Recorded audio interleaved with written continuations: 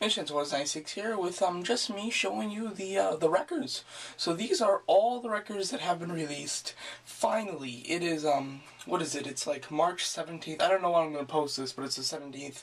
And I finally have all the records that they've released. It took forever considering that this movie came out the first or second. It was something really early in the month, for July of 2011, and it is March of 2012. So it's been a long time, but I finally have all of the records that have been released, which is cool. So they released a full set of records for Cyberverse, Roadbuster, Leadfoot, and Topspin. They released, well, they kinda released full versions of all of the records for Deluxe, Roadbuster, Leadfoot, Topspin, Roadbuster, they're everywhere. Leadfoot has been canceled in the US, so those of you that didn't know that, very sorry. I know it's canceled in the US and I live in the US, so I was still able to get it. Totally, if you're willing to spend, you can totally get it. It's online. I bought Leadfoot and Q together for $130. Very expensive, but very worth it in my opinion. I'm very happy with it at least. And then you got the two Human Alliance figures, Human Alliance Roadbuster and Topspin, or Roadbuster and Leadfoot. Those two, they're on sale at Target for 50% off, so if you're willing to buy them there, totally get them. So there you go. So, very cool. I have to say they're all very nice. Topspin has nothing has been said about him being a Human Alliance figure. So, because the Dark of the Moon line has been canceled in America, you won't get it for America, so I doubt that they're going to make it at all. I don't think it's going to happen. So for now, and for probably ever, this is all the records that you have.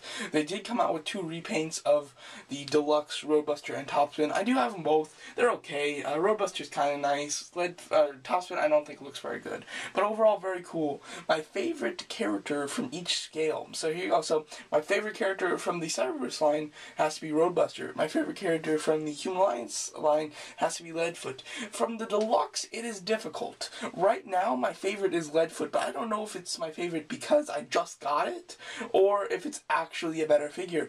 Overall, I think the articulation, it's easier to manipulate Topspin better, but I think that Leadfoot has a better look. It's very movie accurate. One thing that I did not think when I first saw pictures of it, but now that I own it, I realized that it is extremely movie accurate. When I first saw pictures of this guy, I thought it looked kind of lame. I thought it really didn't look very movie accurate. It looked like kind of a cheap Leadfoot, but getting it is actually really nice, very movie accurate, and just overall very good. So it's kind of a tie-up between Topspin and Roadbuster and Leadfoot. But overall, they're pretty good. So overall, really love these records.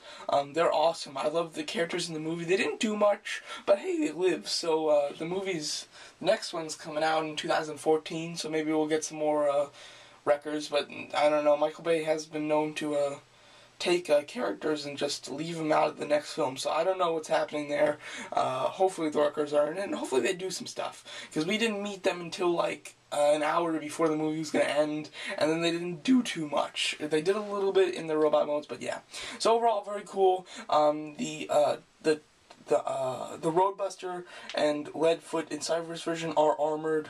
The Topspin and Leadfoot from the Deluxe version are armored. Sorry, and then the Roadbuster is armored. The Topspin in Cyberverse, the Roadbuster in Deluxe, and the Leadfoot in Human Alliance, they're not armored though, so I kind of like that. A lot of people are complaining that, oh, they're not armored, you know, that kind of sucks. It would be nice to have a group of them that they're all armored, but it's nice that they give you a taste of what they look like without armored. I kind of like that. So there you go. So very cool toys. If you can get your hands on a Leadfoot Deluxe, definitely worth it. So just know that if you're a little skeptical, if you're thinking about spending like $60 to get that Leadfoot, but you're not quite sure, as long as you like the character and you think it looks good, you won't be disappointed with it. It's actually a very nice figure. I do like it a lot. And it comes with a ton of guns, which is really cool. So there you go. So that's my little comparing all the records. I did this before, and before when I did this, I didn't have these two. So now that I have them all, I thought it would be great to do another comparison. So there you go. So cool figures, and well worth it. So there you go. Thanks, Mark.